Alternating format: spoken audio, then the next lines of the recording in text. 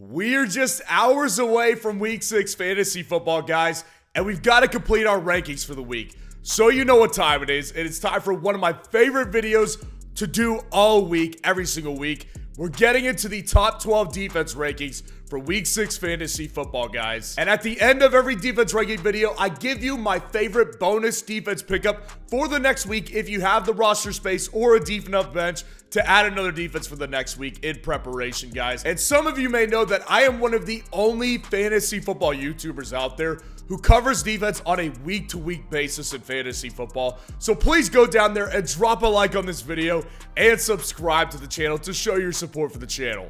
So let's go ahead and just dive right into the top 12 right now. So up here at number 1, we've got the game tonight here. I've got the Kansas City Chiefs defense taking on the Denver Broncos in Arrowhead in Kansas City. Listen, there's a couple reasons why they're here at number 1. So when I look at this Kansas City Chiefs defense, not only have they done very well in fantasy football, but I've been saying this for about a month now. I think this is the best defense that Patrick Mahomes has had dating back to Texas Tech days. They're averaging 7.2 fantasy points per game, and that's playing very, very, very tough opponents. I mean, they have one of the toughest schedules in the league, and they're still holding opponents to a pretty low number of points every single week. And on top of that, Denver, I think, is about to fall apart. I think this whole team is about to fall apart. I mean, you've got, obviously, their defense is tragically bad. So Kansas City's going to get an early lead. And so their pass rushers are going to be allowed to pin their ears back and just get after Russell Wilson, who is not as mobile as he used to be. There's no question about that. So Denver's offense, I think, is next to fall apart. I think their whole team is just about to destruct right now. So that's why Kansas City's at number 1 here, while acknowledging that Miami's defense is such a great option this week. Miami's defense, they are taking on the Carolina Panthers this week in Miami. So last week, Miami, I think I had at number 6. And they had a great week, obviously, defensively. And last week, they played the New York Giants. And I remember saying in that video to you guys, like, I don't feel very good putting Miami's defense inside of the top 12. The only reason they're here is because of matchup. Well, now we have two things going on. So, number 1, we saw them play very well last week against the New York Giants. So, I feel better this week about having them higher ranked against an offense that is potentially worse. I mean, Carolina looks absolutely horrendous. Absolutely horrendous offensively. And Miami's getting sacks. Like, they're getting after your quarterback. 3.4 sacks per game. And Carolina's offensive line is absolutely bottom 5. They've been absolutely awful this year. They can't stop any pass rush.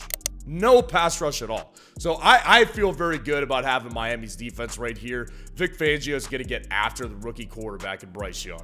Number 3 here. And honestly, I wanted to put them higher. And if they weren't riddled with injuries, the Buffalo Bills would be higher this week. Because it is Buffalo that gets to take on the New York Giants this week. Listen, like I said, I wanted to put them higher on the list. And honestly, if you do, I don't mind it. They're in the same tier as the top 2 for a reason. And the reason they're here at number 3 is because look at the numbers right now. They're averaging 13 fantasy points per game, and they're also averaging over 4 sacks per game. Over 2 turnovers per game, guys. This defense has been absolutely physical. They're aggressive. They have everyone on the ball at all times. The problem and why they're here at number 3 is because they are dropping like flies. Absolutely dropping like flies. They've got Matt Milano gone now. Tre'Davious White's gone. This defense is losing pieces fast. The good news is that they did get Von Miller back this past week. So their pass rush will continue to develop because they've still got Ed Oliver on the other side. Like, this defense is still going to be very, very good. That's why they're here at number 3. The matchup here, I have a strong belief that I think that Daniel Jones or whoever starts at quarterback for the Giants this week, I think they could get sacked at least 8 times this week. Number 4, I've got the San Francisco 49ers this week, taking on the Cleveland Browns in Cleveland. So here's the thing about the 49ers defense. Obviously, they had that great game last week against the Dallas Cowboys offense, no less. you can see what they're doing on the screen right now. Like, nothing jumps out to you as far as like turnovers per game. Like, they're averaging almost 2 interceptions per game, but they're averaging less than 3 sacks per game and 8.8 fantasy points per game. So nothing really stands out to you that they're doing incredibly well. When you watch them in real life, though, they look much better than they do when you just look at the numbers in fantasy football. Like, they're still a very stacked front seven. Actually, their secondary is playing a lot better as well. So I think there's a lot going on here with the 49ers defense in particular. And one of the reasons they're up this high is because Deshaun Watson missed practice on Wednesday. So he may very well not go again. And if it's not Deshaun Watson, this team's in bad shape. I mean, not that Deshaun Watson's been some world beater this year, as you guys know, but he's better than the what they have at backup quarterback. So if he doesn't go, they're in serious trouble, and San Francisco 49ers are going to absolutely devour whoever they have at quarterback. Number 5, I've got the New Orleans Saints this week, taking on the Houston Texans in Houston this week. So honestly, I think that this is going to be a very low-scoring affair. I think that the Saints defense is probably going to be one of the Houston Texans' toughest outs in weeks. As opposed to the San Francisco 49ers defense, you can see what New Orleans is doing defensively. They're averaging almost 11 fantasy points per game, and it's because they're holding opponents to not very many points. That's why. It's very similar to the San Francisco 49ers in the sense of like not even averaging 3 sacks a game. They're not even averaging 2 turnovers per game either. They're just a very stout defense. And I think that they will take advantage of a rookie quarterback who has looked excellent this year. There's no question about that. But at the same time, New Orleans defense, they're very, very good. And I just can't imagine having them outside of my top 5 to 8 at this point. But in the same matchup, I've got the Texans defense right behind them. And that's something I don't usually do with defenses right here. There's a reason for it, though. Not only is Derek Carr not healthy, but Chris Olave is not exactly a beacon of health right now. He's dealing with an own injury himself. So their top 2, their top playmaker outside of Alvin Kamara, he's hampered with an injury right now. So their offense is just not as capable of scoring points as they would be if Derek Carr and Chris Olave were healthy. And Houston's defense has been absolutely fine. Like, there's a defense that I've been saying for weeks now. I think that as the weeks go on, Houston's defense is going to get better because they're very well coached by DeMeco Ryans. So it's not normal that I have 2 defenses back-to-back in the same matchup. This is a unique case, though. I do think this is going to be a relatively low-scoring game with definitely the Saints having at least a turnover or 2, but I would not be surprised if CJ Stroud threw his first pick in this game. All right, now going on to number 7. I've got the Philadelphia Eagles here, taking on the New York Jets. Listen, the Jets have been good offensively for the past 2 weeks, right? Zach Wilson played way over his head against the Kansas City Chiefs, and obviously the Jets put up 31 points against the Denver Broncos. Remember, though, that was not all their offense. Their defense did have a touchdown in that game. So they're not exactly scoring tons of points still. Zach Wilson is still Zach Wilson, and I think it shows itself this week. Philadelphia's defense gets after you. They get 3 sacks a game. They're averaging almost 2 forced fumbles per game, and they're averaging 8.4 fantasy points per game, and that's with playing very good opponents. So Philadelphia's defense, their front 7 is just terrifying, and the Jets' offensive line is not good. Matchup purposes here, this is a matchup that Philadelphia is going to take advantage of because their front 7 is going to devour the New York Jets offensive line this week, and Zach Wilson is going to be under constant duress from guys like Jalen Carter. Moving on to number 8, we've got the Baltimore Ravens here, taking on the Tennessee Titans in that London game this week. Remember, guys, this is a London game, so make sure to set your lineup on Saturday night because they will likely be playing by the time you are awake on Sunday morning. So make sure to set that lineup Saturday night.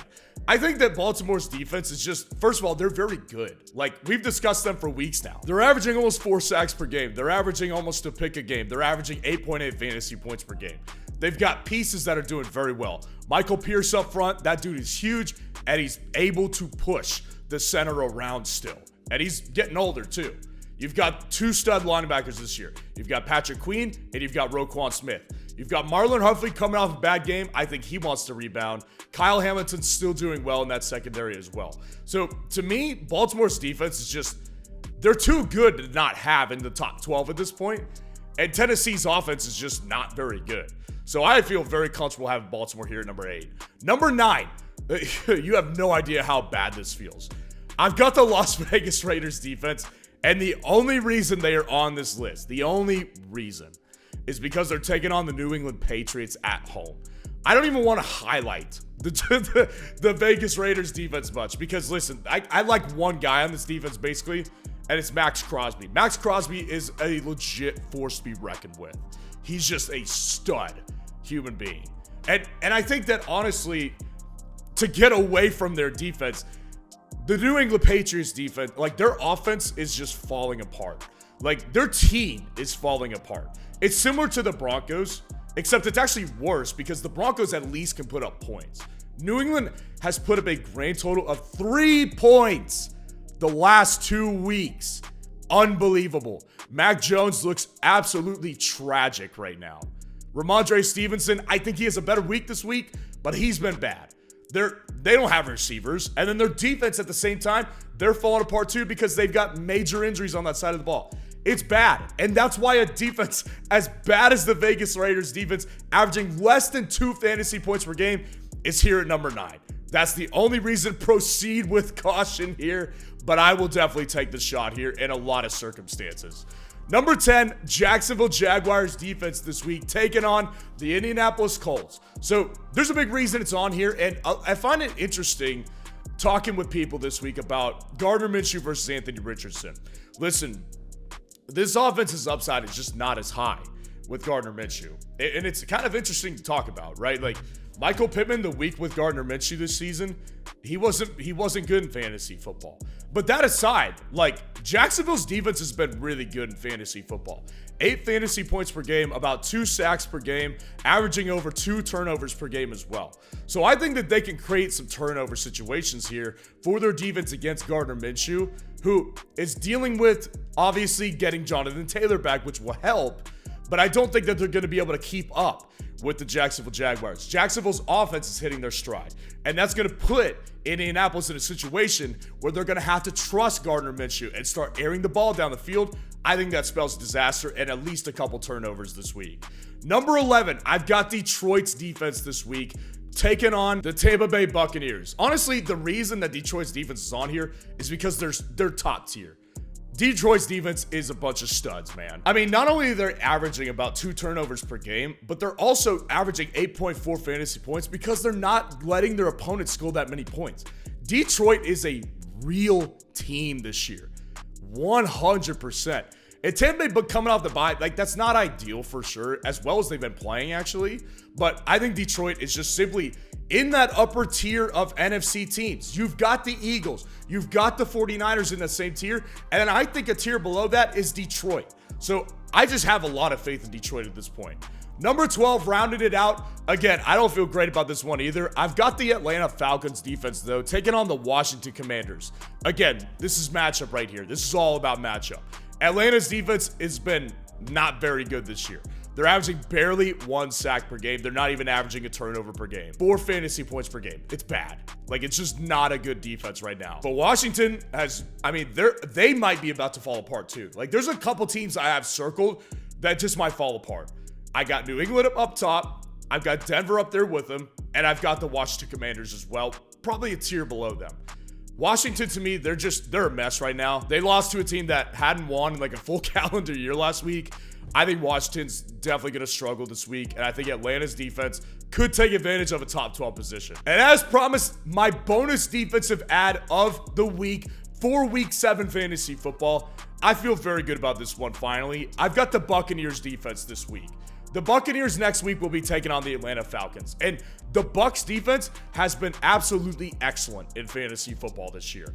Their secondary is all over the place. They're flying around, averaging over 2 picks per game. Their front seven's getting after you too. Like I've said it over the past several weeks, I don't know how I did not have Tampa Bay circled as a great defense this year, but I didn't.